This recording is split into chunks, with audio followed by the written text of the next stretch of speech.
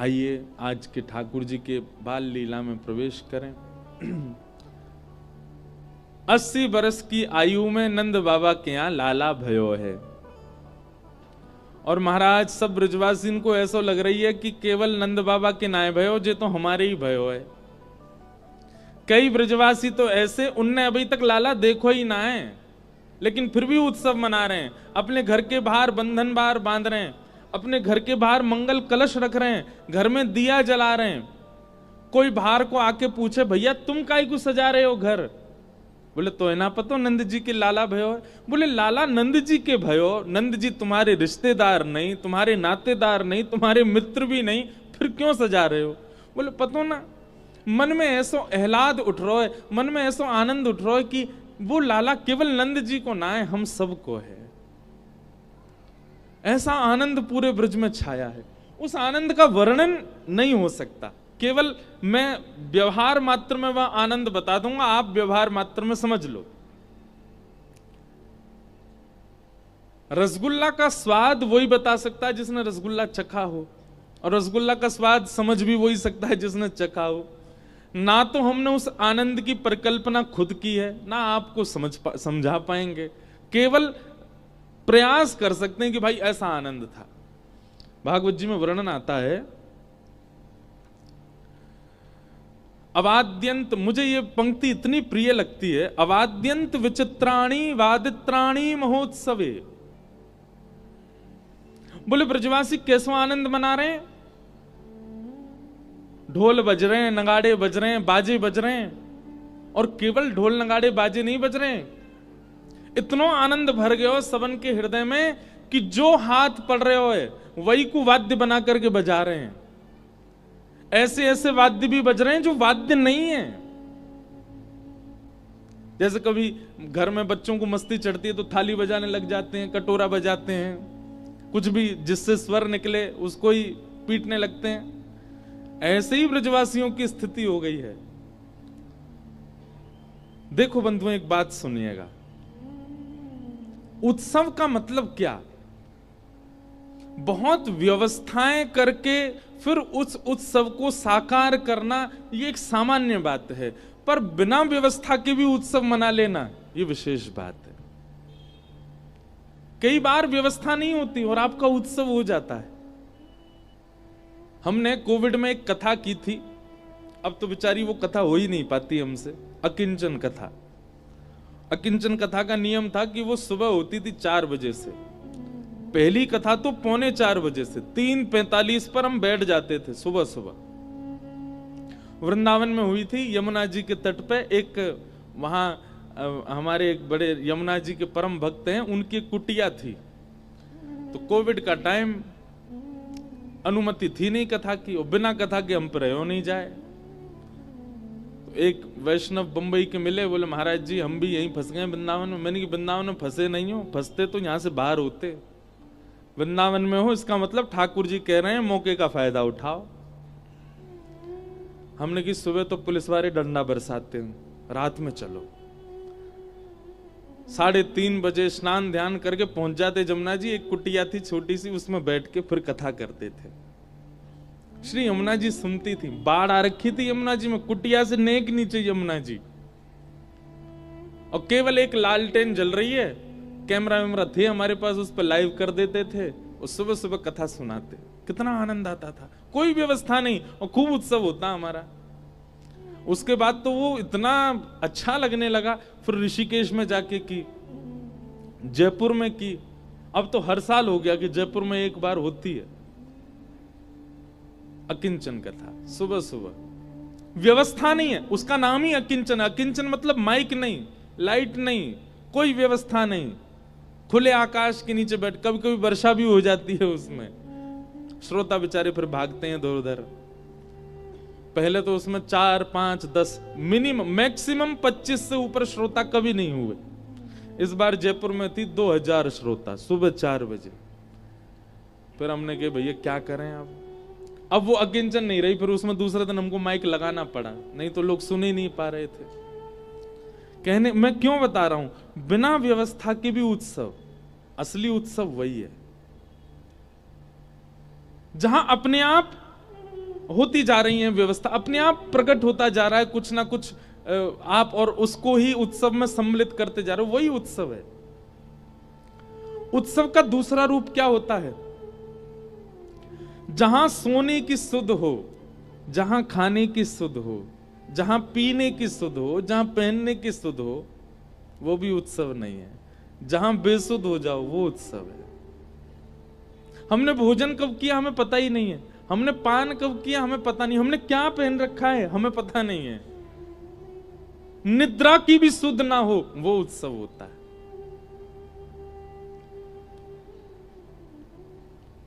उसे उत्सव कहते हैं। और वैसी ही स्थिति हो गई ब्रजवासियों की। 5-5, 6-6 दिन बीत गए नाचते नाचते, और 5 दिन बाद एक सखा दूसरे से कह रहा, अरे तेने कछु खायो? बोले मुझे तो याद ही ना आया, ये नंद के लाला तो ऐसो आयो कि पेट भरो भरो से ही लग रहा है, जीवा को प्यासी ना लग रही, कहा बताएं पाम थक ही ना रहे, ऐसा मन रो बस नंद घर आनंद भयो, बस नाचती रहे। कहीं ते मक्खन बरस रहा है, कहीं ते दही बरस रही है, कहीं ते हल्दी बरस रही है, और सब रे वहां में चीखने है गए, फिसल फिसल के गिर रहे हैं, फिर वो रुक नहीं रहे हैं, सब रे नाच रहे हैं। ये उत्सव है।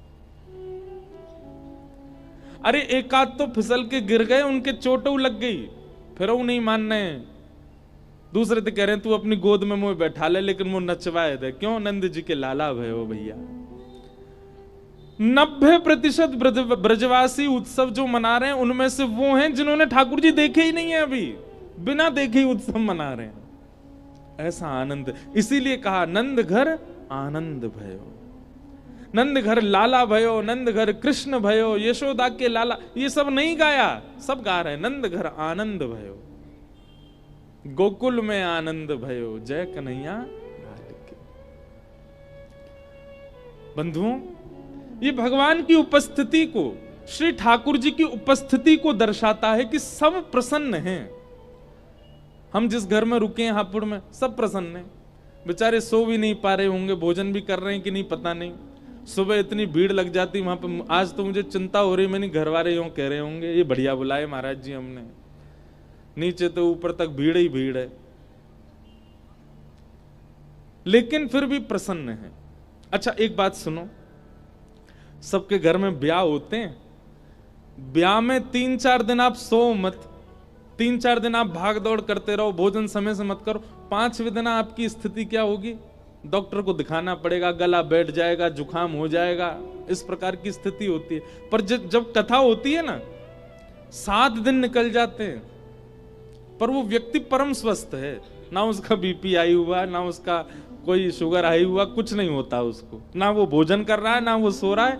क्यों? क्योंकि वो एक संसारी उत्सव है, और ये ठाकुर जी को उत्सव है। यहां ऊर्जा ठाकुर जी प्रदान कर रहे हैं, ठाकुर जी से ही उत्सव मनो है। ऐसा उत्सव, सब ब्रजवासी नाच रहे हैं। हो जुग जुग जीवेरी यशोदा मैया, तेरो ललना, जुग जुग जीवेरी यशोदा मैया, तेरो ललना। सब ब्रजवासी अपने बालक मित्रन के साथ, अपने भाई बंधुन के साथ चारों तरफ से नंद भवन को घेर लिया है। सब आशीष दे रहे हैं, हे मैया तुम्हारो लाला जुग जुग जीवे। जाके जन्म सो पूरे गोकुल में आनंद की लहर आ गई है, ऐसो लाला तो जुग जुग जीवे मैया। हे जुग जुग जीवे री यशोदा मैया, तेरो ललना, जुग जुग जीवे री यशोदा मैया, तेरो ललना। अरे हाँ तेरो ललना नंद रानी, तेरो ललना,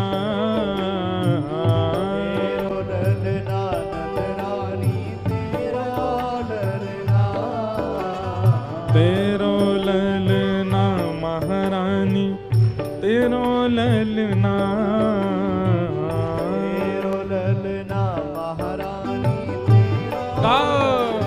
हे जुग जुग जीवेरी यशोदा मैया, तेरो ललना, जुग जुग जीवेरी यशोदा मैया, जुग जुग जीवे री नंद रानी मैया तेरो ललना। बोलो नंद के लाला की। ऐसो आनंद मन रहे हो महाराज, पूरे गोकुल में सब नाच रहे हैं, गा रहे हैं, उत्सव मना रहे हैं। आहा। नंदस्त्वात्मज उत्पन्ने जाता ह्लादो महामनाः। आहूय विप्रान् वेदज्ञान् स्नातः सुचिरलंकृतः। वाचयित्वा स्वस्तेनं जातकर्मात्मजस्य वै कारयामास विधिवत् पितृदेवार्चनं तथा। पूरे ब्रजमंडल में आनंद है और नंद जी के आत्मज उत्पन्न हुआ है। बहुत ध्यान से सुनिएगा सब लोग। नंद बाबा क्या कर रहे हैं? खूब लुटा रहे हैं। तो हमारे गुरुदेव कहते हैं कि एक बात यहां प्रमाणित होती है कि ठाकुर जी जीवन में आवेंगे, ठाकुर जी जीवन में आवेंगे तो एक कुछ व्यवहार आपके बदल जाएंगे। जैसे पहला व्यवहार क्या होगा कि संग्रह की स्थिति आपकी खत्म हो जाएगी, जमा करने वाला जो स्वभाव है ये खत्म हो जाएगा। ठाकुर जी जीवन में आएंगे तो कैसे स्वभाव हो जाएगा? बांटवे वारो, देवे वारो, लुटावे वारो, उड़ावे वारो। लेकिन हाँ, ये ऐशो आराम करवे वारो नहीं कि अपने ऊपर ही खर्च कर रहा है। कैसी स्थिति आ जाएगी? कोई प्रेमी आया, आपको खूब बढ़िया उसने कोई सामग्री दे दी, बहुत महंगी। तभी आपने किसी वैष्णव को, प्रिय किसी वृंदावन के रसिक को देख लिया, तो आप किंचित भी संकोच नहीं करोगे उस वस्तु को उसको देने में, उसको तुरंत दे दोगे। संग्रह का भाव खत्म हो जाएगा। कहां तक कहें? ठाकुर जी जीवन में आ गए तो बस इतना अपने पास रखोगे कि बस काम चल जाए, गुजर बसर, बाकी सब लुटा ही दोगे, कछु बचेगो नहीं पास में। कितनों दे दूं, कितनों बांट दूं, कितनों लुटा दूं, ऐसी स्थिति मन में आने लग जाए, समझ जाओ ठाकुर जी आ गए। और अब भी संग्रह के कहीं ना कहीं स्थिति है। अब भी यूं है कि 100 कहिए, कहीं 150 नहीं ले जाए। रिक्शा वालों कह रहे 20 रुपया और आप दे रहे हो 15 में ही काम चला ले भैया। अभी ठाकुर जी आए नहीं नहीं तो वृंदावन में रिक्शा वाले ने कही 50 रुपया 55 दे के आओगे। भैया यार तू 5 ज्यादा रख, ले 10 ज्यादा रख अपने पास ही। ऐसी स्थिति मन में प्रकट हो जाए, समझो ठाकुर जी आ गए। ठाकुर जी आवे को प्रथम स्वरूप है कि संग्रह का भाव खत्म हो जाए, प्रदान की स्थिति प्रारंभ हो जाए। समझो ठाकुर जी आ गए। ये ठाकुर जी के आवे को प्रथम लक्षण। बहुत सारे लक्षण, उनमें से एक लक्षण यह भी है। और सेवा करने में कभी आलस्य ना आवे, समझो ठाकुर जी आ गए। किसी रसिक की, किसी वैष्णव की, किसी ब्रजवासी की, किसी तीर्थ की, किसी धाम की, किसी मंदिर की, भगवत संबंधी किसी भी वस्तु की सेवा करने में आलस्य ना होवे। बस करने में ये लगे कि करना ही है, अब इसमें कोई किंतु परंतु विचार नहीं। अच्छा, इसमें एक बात और लागू होती है। 7 दिन हापुड़ में कथा हो रही है, तो 7 दिन के लिए तो सबके अंदर एक उत्साह आ जाता है, उस उत्साह में सब लोग सेवा कर ही देते हैं। पर 7 दिन के बाद कभी कोई वैष्णव ब्रजवासी अगर हापुड़ आवे और उस समय आपके अंदर वो उत्साह नहीं है, तो उसको टेम्पररी समझना जो 7 दिन तक था, लेकिन वो सदैव बना रहे। जैसे ही पता चल गई कोई ब्रजवासी हमारे हापुड़ में आए हो, कोई वैष्णव आए हैं, तुरंत उत्साह मन में हो कि हम उनसे पूछ के आए कोई सेवा की आवश्यकता, कछु हम उनकी प्रसादी की व्यवस्था करें, उनके कछु व्यवस्था, मतलब सेवा में आलस्य ना होना।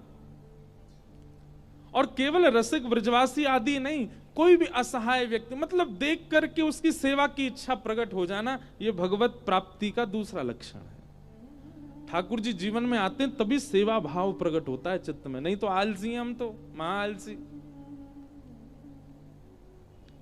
कहीं ना कहीं इन बातों से यह भी समझते रहिएगा कि संग्रह की, जैसे सेवा के स्वभाव है तो मतलब ठाकुर जी आ गए, बांटवे की स्थिति है तो समझो ठाकुर जी आगे, पर कहीं ना कहीं यह भी विचार करना है इसके विपरीत जो है, अगर आलस्य बहुत ज्यादा है जीवन में और संग्रह की बहुत ज्यादा स्थिति है, तो यह भी समझना है कि ठाकुर जी बहुत दूर हैं अभी हमसे। अपने स्वभाव को परखिए, हम कहां हैं। और तीसरी बात एक और बता दूं, जबरदस्ती मत कर देना। आज जा रहे हैं, रास्ता में उड़ाते ही जा रहे हैं, पैसा ले भाई तू भी ले, महाराज जी कह रहे थे बांटवे से ठाकुर जी आ जाए। नहीं, सुनकर के नहीं करना, आपका स्वभाव ही बन जाए।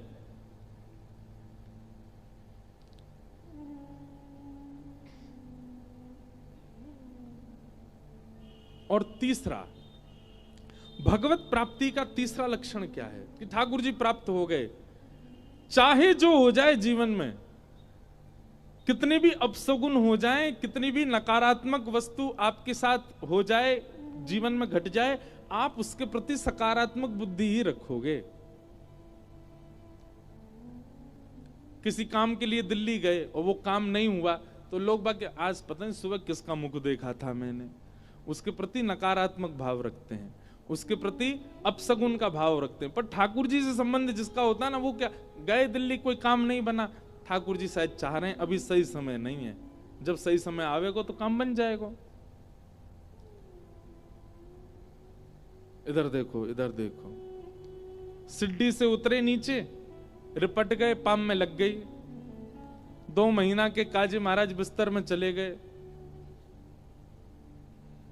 अब नकारात्मक बुद्धि वाला व्यक्ति तो सोचेगा पता नहीं क्या मैंने क्या किया होगा, मेरे जीवन में पता नहीं कौन से नक्षत्र ग्रह खराब चल रहे हैं जो मैं गिर गया, 2 महीना बेड रेस्ट पे चला गया। पर सकारात्मक बुद्धि वाला क्या सोचेगा, ठाकुर जी कह रहे हैं तू बहुत डोले, माने ना है ने को आराम ना करे, चल या बहाने आराम करेगा। अब ठाकुर जी आराम करवा रहे हैं। मतलब आपकी विचारधारा कभी गलत के प्रति जाती ही नहीं है। किसी व्यक्ति से बहुत घनिष्ठ संबंध था और किसी कारण से वो संबंध टूट गया, तो ठाकुर जी शायद चाह रहे हैं कि वो व्यक्ति शायद मेरी भक्ति में कभी बाधा बनेगा, इसलिए ठाकुर जी ने दूर कर दिया। हर स्थिति, हर स्वभाव, हर परिस्थिति को आप ठाकुर जी से जोड़ के और अपनी किसी अच्छाई के भाव में ही सोचने लग जाओ। ये तीसरा कारण है कि ठाकुर जी जीवन में आ गए।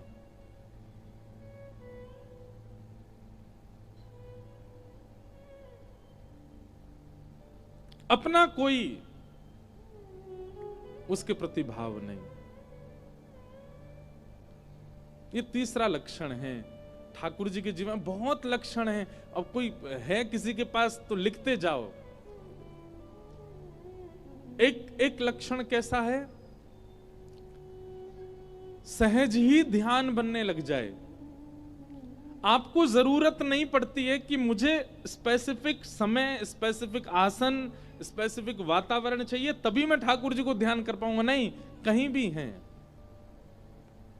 आप, मेट्रो में जा रहे हैं, बस में बैठे हैं, घर पे बैठे हैं, हाँ हुल्ला शोर मच रहा है, कचौड़ी खा रहे हैं, और आप नेत्र बंद करके ध्यान कर लो, तुरंत श्याम सुंदर अनुभव होने लग जाए। यह भी एक प्रकार का यह परिणाम, इस बात का प्रमाण है कि ठाकुर जी जीवन में आ गए। आपको ठाकुर जी को ध्याने के लिए शांति चाहिए, ठाकुर जी को ध्याने के लिए ब्रह्म मूर्ति चाहिए, ठाकुर जी को ध्याने के लिए एक आसन चाहिए, ठाकुर जी को ध्याने के लिए शांत वातावरण चाहिए, दिशा चाहिए, इसमें बैठूं, उसमें बैठूं, यहां बैठूं, इस दिशा में ना बैठूं। हम सत्य बता रहे हैं, अन्यथा हमारे कहने से आप बदल मत जाना, पर हम इतनी जगह कथा करते हैं, कभी आज तक हमने देख करके अपने लाल जी को नहीं बैठाया कि इनका मुख कहीं गलत दिशा में तो नहीं। सबरी दिशा ठाकुर जी की है। हां, आप विचार कर लेंगे ना बुद्धि में कि ये दिशा अच्छी नहीं है, तो निश्चित है कि उस दिशा में बैठ के कुछ करोगे तो हो ही जाएगा। और फिर जब मानते हैं तो फिर मानो तो मैं गंगा मां हूं, ना मानो तो बहता पानी। मानने पर सब चीज निर्भर करती है। पर फिर भी कोई बड़े जन आज्ञा करें, गुरुजन आज्ञा करें, ब्राह्मण आज्ञा करें, तब हट मत करना, नहीं मैं तो यहीं बैठूंगा। अगर कोई टोक दे नहीं भाई ये दिशा ठीक नहीं है, तो उनकी आज्ञा मान करके बदल जाओ। लेकिन सब दिशा ठाकुर जी की हैं, जहां बैठ जाओ वहीं से ठाकुर जी का स्मरण बन जाए। जिस आसन पर बैठ जाओ, जिस परिस्थिति, जिस देश में, जिस वेश में, परिवेश में रहो, राधा रमण राधा रमण राधा रमण कहो। जिस रंग में, जिस ढंग में, जिस संग में रहो, राधा रमण राधा रमण राधा रमण कहो। जिस नाम में, जिस काम में, जिस धाम में रहो, राधा रमण राधा रमण राधा रमण कहो। जिस योग में, जिस भोग में, जिस रोग में रहो, राधा रमण राधा रमण राधा रमण कहो। हर स्थिति में ठाकुर जी को ध्यान में आपको विचार नहीं करना पड़ता है। समझो, ठाकुर जी जीवन में आ गए। कितने हो गए? 4। एक स्वभाव है कि आपको आकृतियां अनुभव होने लग जाएं। कभी चलते हुए बादलों को देखें तो बादलों की आकृति में ऐसा अनुभव हो, श्याम सुंदर बंशी बजा रहे हैं, अरे देखो गैया है, गैया ठाकुर जी चला रहे हैं। इस प्रकार आकृति आकाश में दिखने लगे। कभी किसी पत्थर को देखें, उस पत्थर की आकृति में ठाकुर जी का अनुभव होने लग जाए। सामने दिखने वाले किसी भी मानव के स्वभाव गुण में ठाकुर जी का आभास होने लग जाए।